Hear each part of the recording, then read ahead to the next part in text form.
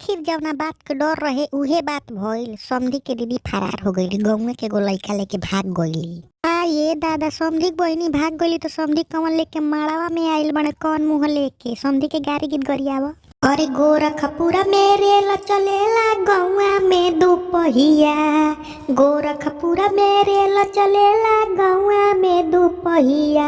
समधी के बहिना भागी गईली, आई हो दादा कहिया। समधी के दीदिया भागी गईली, आई हो दादा कहिया। समधी के बहिनी भागी गईली। समधी जी थाने मेरी पोटली खावावेले, अपना बहिनिया के हुलिया बतावेले।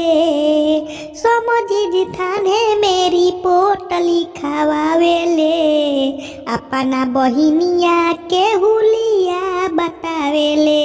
आजमगढ़ में कार चलेला गौवा में दुपहिया, अरे आजमगढ़ में कार चलेला गौवा में दुपहिया। दुल्हा के दीदिया भागी गईली, आई हो दादा कहिया। समधी के बहिना भागी गईली। गौवे के लइका छिनरो के लेके भागल बा, समधी साला कहिए से ओकरे पीछे लागल बा।